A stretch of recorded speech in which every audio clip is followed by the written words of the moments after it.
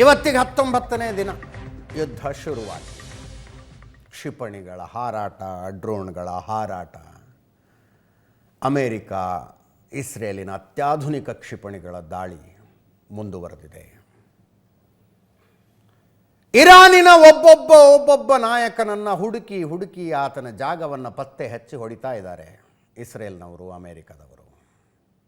ಸಿಟ್ಟು ತಾಳಿಕೊಳ್ಳೋದಕ್ಕಾಗದೆ ಇವತ್ತು ಇರಾನ್ ಇಸ್ರೇಲಿನ ಪ್ರಮುಖ ನಗರ ಟೆಲ್ ಅವೀವ್ ಮೇಲೆ ಮತ್ತೊಮ್ಮೆ ಕ್ಲಸ್ಟರ್ ಬಾಂಬ್ ದಾಳಿ ಮಾಡಿತು. ಕ್ಲಸ್ಟರ್ ಬಾಂಬ್ ದಾಳಿ, ಅದರ ಜೊತೆಗೆ ದುಬೈ ಮೇಲಿನ ದಾಳಿಗಳು ಮುಂದುವರೆದು. ನೋಡಿ, ಅಲ್ಲಿ ಆಕಾಶದಲ್ಲಿ, ನಮ್ಮ ಆಕಾಶದಲ್ಲಿ ಏನಾದ್ರು ಕಾಣಿಸಿದರೆ ನಕ್ಷತ್ರಗಳು ಹೋಗ್ತಾ ಇದ್ದಾವೆ ಅನ್ಕೋತೀವಿ ನಾವು. ಅಲ್ಲಿ ಕ್ಲಸ್ಟರ್ ಬಾಂಬ್ ಬಂದವು ಅಂತ. ಕ್ಲಸ್ಟರ್ ಬಾಂಬ್ಗಳಿಗೆ ಗುರಿ, ದಿಕ್ಕು, ದೆಸೆ ಏನಿರೋದಿಲ್ಲ. ಬೆದ್ದಲ್ಲೆಲ್ಲ ಬ್ಲಾಸ್ಟ್ ಆಗ್ತಾವೆ.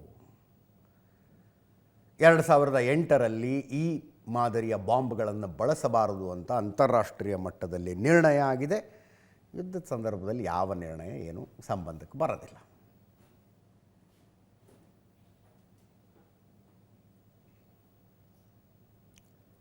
ಸೋರ್ಸಿಂದ ಹೊರಟಾಗ, ಅರ್ಥಾತ್ ಈ ಲೆಕ್ಕಾಚಾರದಲ್ಲಿ ಇರಾನ್ನಿಂದ ಹೊರಟಾಗ ಒಂದೇ ಬಾಂಬ್ ಹೊರಟಿರುತ್ತೆ, ಒಂದೇ ಮಿಸೈಲ್ ಹೊರಟಿರುತ್ತೆ. ಇಸ್ರೇಲ್ ವಾಯುಗಡಿಯನ್ನು ಪ್ರವೇಶಿಸಿ ಎಲ್ಲಿ ಬೀಳಬೇಕು ಅಂತಿರುತ್ತೆ ಅಲ್ಲಿಗೆ ಬಂದಾಗ ಆ ಕ್ಷಿಪಣಿಯ ತಲೆ ಒಡೆದಂಗಾಗಿ ಅದರ ಒಳಗಡೆಯಿಂದ ಸಣ್ಣ ಸಣ್ಣ ಕ್ಷಿಪಣಿಗಳು ಬರ್ತವೆ. ಅವುಗಳಿಗೇನು ಗುರಿ ಇರೋದಿಲ್ಲ, ಎಲ್ಲಿ ಬೀಳ್ತವಲ್ಲ ಬ್ಲಾಸ್ಟ್ ಆಗ್ತವೆ. ಒಂದು ದೊಡ್ಡ ಗಾತ್ರದ ಕ್ಲಸ್ಟರ್ ಮಿಸೈಲನ್ನು ಹಾರಿಸಿದರೆ 8 ಸ್ಕ್ವೇರ್ ಕಿಲೋಮೀಟರ್ ಜಾಗ ಧ್ವಂಸ ಮಾಡಬಹುದು. ಅಲ್ಲಿದ್ದ ಮನೆ, ಮಠ, ಶಾಲೆ, ಆಸ್ಪತ್ರೆ, ಅದರೊಳಗಿದ್ದವರು ಎಲ್ಲರೂ ಧ್ವಂಸ ಆಗೋಗ್ತಾರೆ. ಈ ಕ್ಲಸ್ಟರ್ ಬಾಂಬ್ಗಳನ್ನು ಹೊಡೆಯುವುದು ಏರ್ ಡಿಫೆನ್ಸ್ ಸಿಸ್ಟಮಿಗೆ ಬಹಳ ಕಷ್ಟ. ಇನ್ನೊಂದು ಕಡೆ ದುಬೈ ಮೇಲಿನ ದಾಳಿಯನ್ನು ಮುಂದುವರೆಸಿತು ಇರಾನ್. ದುಬೈ ಏರ್ಪೋರ್ಟ್ ಟಾರ್ಗೆಟ್ ಆಗಿಬಿಟ್ಟಿದೆ ಈಗ ಇರಾನ್ಗೆ. ಇವತ್ತು ಹಾರಿದ ಒಟ್ಟು ಡ್ರೋನ್ ಮತ್ತು ಮಿಸೈಲ್ಗಳ ಪೈಕಿ ಬಹುತೇಕ ಡ್ರೋನ್ ಮಿಸೈಲ್ಗಳನ್ನು UAE ಬಾರ್ಡರ್ನಲ್ಲೇ ಹೊಡೆದು ಹಾಕಿದೆ.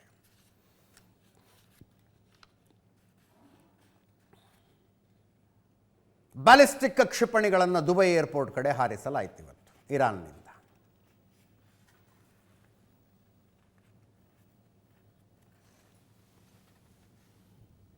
ಟೆಲ್ ಅವೀವ್ನಲ್ಲಿ ರಮತ್ ಗನ್ ಅನ್ನುವ ಪ್ರದೇಶದ ಮೇಲೆ ಕ್ಲಸ್ಟರ್ ಬಾಂಬ್ಗಳು ಬಿದ್ದವು. ಗಂಡ ಹೆಂಡತಿ ತೀರ್ಕೊಂಡಿದ್ದಾರಂತಲ್ಲಿ, ಅನೇಕ ಜನ ಗಾಯಗೊಂಡಿದ್ದಾರೆ. ದುಬೈ ಇಂಟರ್ನ್ಯಾಷನಲ್ ಏರ್ಪೋರ್ಟ್ ಮೇಲೆ ಸುಧಾರಿತ ಬ್ಯಾಲಿಸ್ಟಿಕ್ ಮಿಸೈಲ್ಗಳನ್ನು ಬಳಸಿ ಇರಾನ್ ದಾಳಿ ಮಾಡಿತು.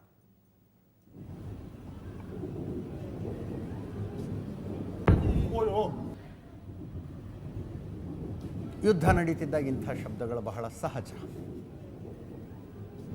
ಮೊದಲು 1-2 ದಿವಸ ಭಯ ಆಗುತ್ತೆ, ಗೊತ್ತಾಗೋದಿಲ್ಲ ಏನು ಅಂತ. ಆ ನಂತರ ಕಿವಿಗಳು ಸೌಂಡ್ಗೆ ಅಕ್ಲಮಟೈಸ್ ಆಗ್ತವೆ. ಯಾವ ಶಬ್ದ ಏನು ಅನ್ನೋದು ಗೊತ್ತಾಗುತ್ತೆ. ಈ ಶಬ್ದ ಇದೆಯಲ್ಲ, ಈ ಶಬ್ದ ಕೇಳಿದ ತಕ್ಷಣ ಅಲ್ಲಿ ಜನರಿಗೆ ಅನಿಸುತ್ತೆ ಆಕಾಶದಲ್ಲಿ ಯಾವುದೋ ಒಂದು ಕ್ಷಿಪಣಿ ಹೊಡೆದು ಹಾಕೋದು ಅಂತ. ಆಕಾಶದಲ್ಲಿ ಹೊಡೆದು ಹಾಕಿದಾಗ ಬರುವ ಶಬ್ದವೇ ಬೇರೆ. ಆ ಕ್ಷಿಪಣಿ ಭೂಮಿಗೆ ತನ್ನ ಟಾರ್ಗೆಟ್ಟಿಗೆ ಬಂದು ಅಪ್ಪಳಿಸಿದಾಗ ಬ್ಲಾಸ್ಟ್ ಆಗುತ್ತಲ್ಲ, ಅದರ ಸೌಂಡೇ ಬೇರೆ. ಇನ್ನು ಆರ್ಟಿಲರಿ ಫೈಟ್ಗಳಲ್ಲಿ ನೋಡಿದ್ರೆ ನೀವು, ಆರಂಭದಲ್ಲಿ ರಣರಂಗದಲ್ಲಿರುವಂಥವರಿಗೆ ಹೇಳ್ತಾರೆ, ಶಬ್ದ ಬಂದಾಗ, ಸೈರನ್ ಆದಾಗ ನಿಮಗೆ ಹತ್ತಿರದಲ್ಲಿ ಬಾಂಬ್ ಶೆಲ್ಟರ್ಗಳು ಇಲ್ಲ ಅಂತಂದರೆ, ಇಸ್ರೇಲಿನ ಕಥೆ ಹೇಳ್ತಾ ಇರೋದು ನಾನು, ಬಾಂಬ್ ಶೆಲ್ಟರ್ಗಳಿಲ್ಲ ಅಂದರೆ ತಲೆಗೆ ಕೈ ಇಟ್ಕೊಂಡು ಅಂಗಾತ ಮಲ್ಕೊಂಬಿಡಿ, ಬಕ್ಕಬಾರಲು ಮಲ್ಕೊಂಬಿಡಿ ನೆಲದ ಮೇಲೆ. ಬಾಂಬ್ ಶಬ್ದ ಎಲ್ಲ ನಿಂತು ಅಕ್ಕಪಕ್ಕ ಏನೂ ಆಗಲಿಲ್ಲ ಅಂದಾಗ ಮತ್ತೆ ಎದ್ದು ನಿಮ್ಮ ಕೆಲಸಕ್ಕೆ ಹೋಗಿ ಅಂತ ಹೇಳ್ತಾರೆ. ಆರಂಭದಲ್ಲಿ ಬೋಫೋರ್ಸ್ ಮಾದರಿಯ ಗನ್ಗಳನ್ನಿಟ್ಟು ಹೊಡೆಯುವಾಗ ಇವರು ಹೊಡೆದಾಗಲೂ ಮಲ್ಕೊಳ್ಳೋದೆ, ಅವರು ಆ ಕಡೆಯಿಂದ ಹೊಡೆದಾಗಲೂ ಶಬ್ದದ ಡಿಫ್ರೆನ್ಸ್ ಗೊತ್ತಾಗೋದಿಲ್ಲ. ಆರಂಭದಲ್ಲಿ 1 ದಿವಸ 2 ದಿವಸ ಢಮ್ ಅಂದ ತಕ್ಷಣ ಮಲ್ಕೊಂಬಿಡೋದು. ಆಮೇಲೆ ವ್ಯತ್ಯಾಸ ಗೊತ್ತಾಗ್ತಾ ಹೋಗುತ್ತೋ, ಇದು ಇವ್ರ ಕಡೆಯಿಂದ ಹೊಡೆದಿದ್ದು, ಅದು ಆ ಕಡೆಯಿಂದ ಬಂದದ್ದು ಅಂತ. ಇದು ಯುನೈಟೆಡ್ ಅರಬ್ ಎಮಿರೇಟ್ಸ್ನ ಆಕಾಶದಲ್ಲಿ ದುಬೈ ಕಡೆ ಬರ್ತಾ ಇದ್ದ ಇರಾನಿನ ಬ್ಯಾಲಿಸ್ಟಿಕ್ ಕ್ಷಿಪಣಿಯನ್ನು UAEಯ ಕ್ಷಿಪಣಿ ರಕ್ಷಣಾ ವ್ಯವಸ್ಥೆ ಏರ್ ಡಿಫೆನ್ಸ್ ಸಿಸ್ಟಮ್ ಹೊಡೆದಾಕದಂಥ ದೃಶ್ಯ ಇದು. ಥಾಡ್ ಅನ್ನುವಂಥ ಅಮೇರಿಕನ್ ಮೇಡ್ ಏರ್ ಡಿಫೆನ್ಸ್ ಸಿಸ್ಟಮನ್ನು UAEದವರು ಇಟ್ಕೊಂಡಿದ್ದಾರೆ, ಥಾಡ್ ಅಂತ. ಇನ್ನೊಂದು ಕಡೆ ಟೆಲ್ ಅವೀವ್ ಮೇಲೆ, ಇಸ್ರೇಲ್ ಮೇಲೆ ಸವಿಡೋರ್ ಅನ್ನುವಂಥ ಸೆಂಟ್ರಲ್ ರೈಲ್ವೆ ಸ್ಟೇಷನ್ನಿನ ಮೇಲೆ ಇರಾನಿನ ಕ್ಷಿಪಣಿಗಳು ಬಂದು. ರೈಲ್ವೆ ಸ್ಟೇಷನ್ ನೋಡಿ ಅಲ್ಲಿ ಹೆಂಗಾಗಿದೆ.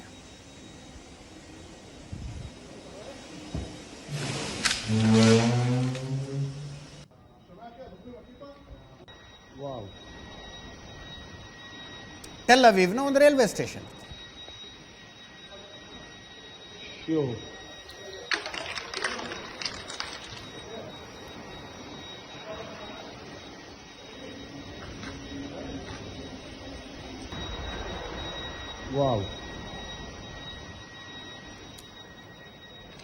ದುಬೈನಲ್ಲಿ ಏರ್ಪೋರ್ಟ್ ಒಂದೇ ಅಲ್ಲ ಟಾರ್ಗೆಟ್, ದೊಡ್ಡ ದೊಡ್ಡ ಬಿಲ್ಡಿಂಗ್ಗಳು, ಸ್ಟಾರ್ ಹೋಟೆಲ್ಗಳು, ಬುರ್ಜ್ ಖಲೀಫಾ, ಕೊನೆಗೆ ಪಾಮ್ ಜುಮೇರಾ ದುಬೈನ ಆರ್ಕಿಟೆಕ್ಚರಲ್ ವಂಡರ್. ನೋಡ್ಬೇಕದು ಒಂದ್ಸಲ ಜೀವನದಲ್ಲಿ.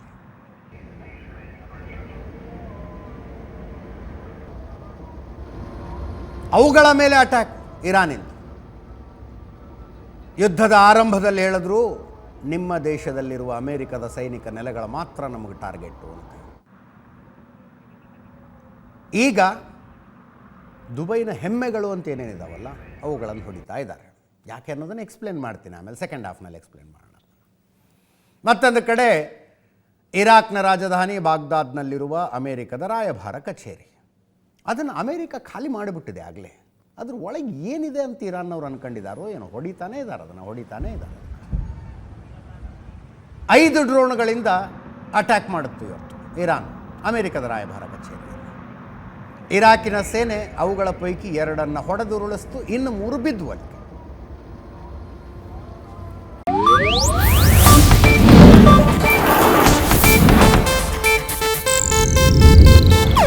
ಇದು ಏಷ್ಯಾನೆಟ್ ನ್ಯೂಸ್ ನೆಟ್ವರ್ಕ್ ಪ್ರಸ್ತುತಿ.